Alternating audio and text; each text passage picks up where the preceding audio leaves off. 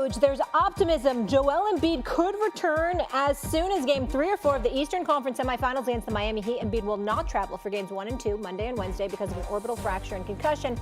But a reevaluation on Wednesday could clear the way for his return when the series shifts to Philadelphia on Friday. Some question if it was the right call by Doc to leave Embiid in Philly's 132-97 win on Thursday. Here's Doc's response. The other team had all their guys in, too. The last 5 minutes of the game, we made the run the last minute of that game.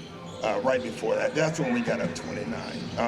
After Joel made the shot and did the airplane, if you watch the game, I turned and said, I'm calling a timeout on the next possession. So not upset that he was in. You can make that a big deal if you want, but just go and look at every team and every game, and their guys are in until about the 4-3-minute mark. That's what it is.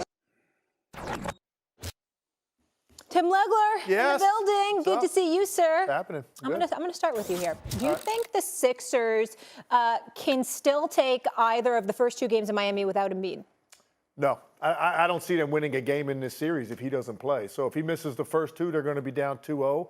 If he comes back for Game 3 and he's going to be wearing obviously a mask, he's going to still has the thumb injury, and you're asking him at that point to win 4 out of 5 games. So for me, the series is over if he doesn't play the first 2 games. I just don't see how a team that predicates their entire offense on this dominant big that wins every matchup in front of him, that draws multiple defenders, that makes the game easier for everybody else on the floor, how you take him out of the lineup and expect we're going to have some sort of vintage roll back the clock game out of James Harden. I just don't see it. I looked it up because I was curious.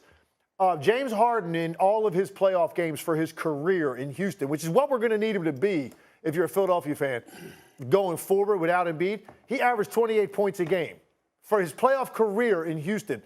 In the last 12 games, he has not broken past 22. I don't see how all of this sudden you think James Harden's going to go back to that guy that annihilates everything in front of him, wins every matchup, gets into the paint, and gets to the line 10, 12, 15 times if that's what it requires. Hits the floater, hits the step back 3 at a high rate. I have not seen enough out of James Harden over the last month, really, to make me think he has the ability to control the game without Joel Embiid. They've got one shot to even make it interesting. The headline tomorrow cannot be about James Harden, because if it is, it's going to be about how poorly he played. The headline has to be about Tyrese Maxey. We need to come in and talk about Tyrese Maxey went for 35. Tyrese Maxey had a 40-point game. It's not going to be because James Harden is able to go to that level. I don't believe he's got that anymore. And without Joel Embiid on the floor, Stephen A., I don't see any way they win either of those first 2 games. Go ahead, Uncle Pert. My good brother, Tim Legler, my guy.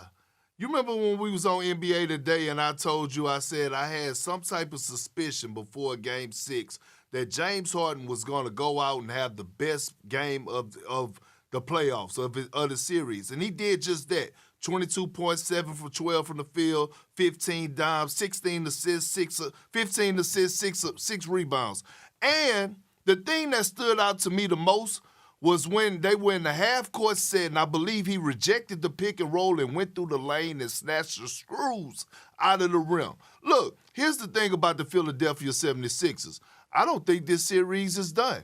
I actually think that they could get one game in Miami for the simple fact that it's not just James Harden that you have to look out for. You do have a young star in Tyrese Maxey who's capable of going for a 40-piece wing dinner, all flats. And then you also have another guy who is getting paid almost $200 million over the course of his contract, and Tobias Harris, right? And then you have another guy in Danny Green who also comes up big when it comes to stretching the floor, holding the corners, and knocking down three-point shots. Let's remember, though, the Miami Heat is without Kyle Lowry, okay? We don't know how healthy Jimmy Butler really is. His knee was, inflated or whatever the case may be.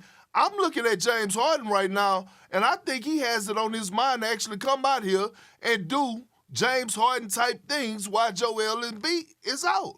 All they have to do is win one, and I believe Philly is going to do that. I don't know if it's one or game 2, but I believe they're getting one game in South Beach. I sincerely hope I'm wrong. I don't know if Philly's getting the game in this series. The series. They ain't winning one of the first two in Miami. And Joel Embiid better come back to ensure they'll get at least one in Philly. Right now, if I had to predict, Tim Legler, I got Miami taking them out in 5. If Joel Embiid was playing, I'd have it at 6. But with him missing games, I'm going with 5. Okay? We keep forgetting. We talk so much about Joel Embiid. We've talked so much about James Harden, the evolution of Tyrese Maxey. We forgot about Miami and who they had. Now, offensively, they don't have the quote-unquote closer. You got a Jimmy Butler. You obviously got Tyler Hero. You've got Duncan Robinson, who started off the series against Miami, Atlanta, hitting about 8 or 9 threes. We got this guy, Struss, who shoot 41% from the three-point range.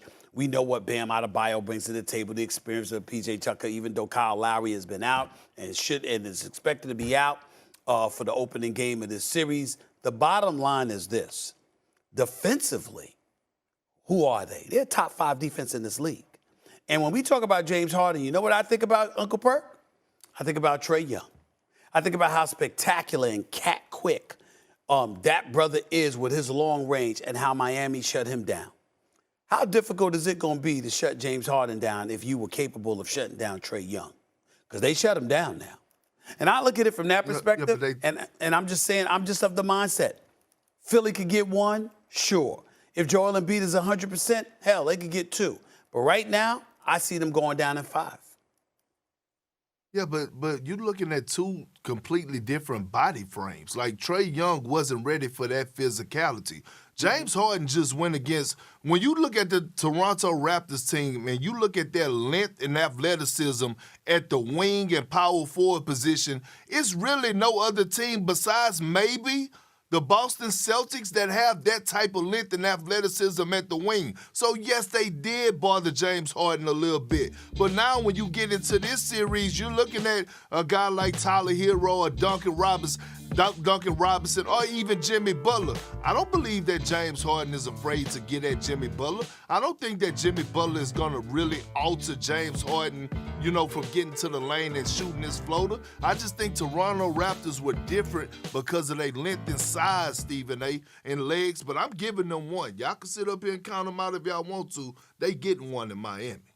Well, Perk, I think when you look at the way James Harden played at the end of the series, he made a good point. He played his best game in the last game against Toronto. Now, look, that was a 30-point game, but also he had Joel Embiid on the floor to occupy guys, right? That gives James Harden a little bit more room in gaps. He only gets single coverage sometimes.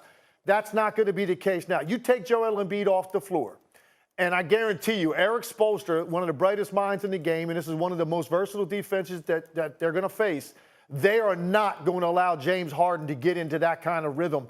And without Embiid to occupy that second-line defender, James Harden, I think, is going to understand how difficult it is now at this stage of his career to be able to carry a team through a moment like this against a defense that good. And I just haven't seen enough out of him since he got to Philly to make me think he can have one of those vintage games. Now, if he does, maybe they do steal 1 and they go back to get Embiid back, hopefully for game 3. This series is going to feel a lot different if they're able to do it. I just got a real suspicious feeling they're going to go back to Philly down 2-0. And all my friends right now are angry at me because I'm saying this. They'll get over it. Sports Talk Radio in Philly, I go in there twice a week about this series. They're mad at me right now, and all the callers are trashing me. I think they're going to end up getting on that charter after game 2 down 2-0. They're accustomed to that in the city of Philadelphia. I remember in 2001, Perk, and Tim Legler knows this. So everybody in the city's going crazy. I'm a beat writer for the Philadelphia 76ers for the Philadelphia Inquirer. And they go to L.A. and everybody's going crazy. And they send all the reporters and all the radio folks and all the television folks. And the city is just going bananas. Everybody's at the pub, at the bar. And they think, yeah, we going to get them. We going to get Kobe. We going to get Shaq. We going to get everybody. And they was like, and NBC television, all right, with Vi Sikahema and all those boys. They came, all right, Stephen A., who you got? Lakers in 5. Hey, what? What? I said 5. They're like, oh, my God, how could you say such a... I said Shaq, and more Shaq. It's really nice for the people in Philadelphia to be out there celebrating. It ends now. I said, the run was nice. Went through Toronto, went to Vince Carter, went through Big Dog and Sam Cassell and Ray Allen in Milwaukee. It ends now. Everybody said on June 15th, the finals will be over. Well, if you're saying that, Stephen A., well, why wouldn't you sit up there and pick them to get swept? I said, oh, AI will get you one. He'll get you one. But that's about all. And I was right. And I'm telling you right now, the city of Philadelphia, love you. You know how much I love y'all. You know, say second home. Oh, Same here. all right, you know that. You're going down, and it's going to be in 5 games. And all. If Embiid can't play for games 1 and 2, and right now he's not scheduled to play games 1 and 2, okay? Our own Adrian Wojnarowski said he wouldn't be available before game 3, in all likelihood. Then that means they going down 0-2, Perk. And that's that. I'm not going to be shocked if he shows up for game 2 because the concussion protocol I'm not ruling that out either. takes him up to game 2, right? Yeah. So it might be they lose game 1, 15-20, they lose. He says, I'm throwing the mask on, I'm coming after, because at that point he'll have cleared protocol. Yep. I'm not going to be shocked to see him run out of the locker room, run out of that tunnel before game 2. And I don't want to misquote Woj because I don't recall what his exact words were. But they did allude to Embiid coming back for game 3. It's possible 3 and that 4. he could come back in game 2. I'm just telling you. Embiid missed those first 2 games. I can't see Miami losing one of those 2 games. I just can't. Yeah, I feel terrible for Embiid.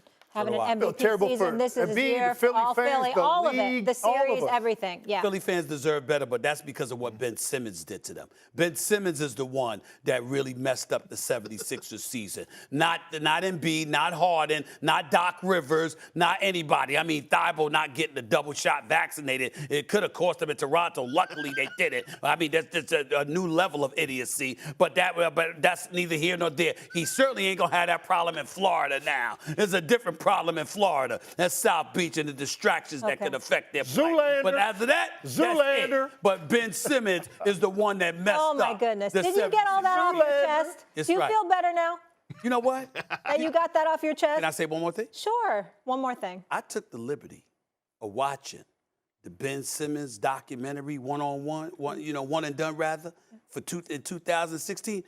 I mean, the brother damn near said, I'm just in it for the money. I mean, damn near said it. I said, I was Why watching did I allow you to say one more Molly. thing? I was watching him, Molly, and I went like this. Did he just say? And I was in a rush because I wanted to rewind it. You know what I'm saying? I was watching it before I was racing to the airport, and I wanted to rewind it, but I didn't have time. Okay. So I'm going to go home When today you watch it and watch again. it. But I think I saw him say that. Perfect. I think I saw him say We'll that. get this in.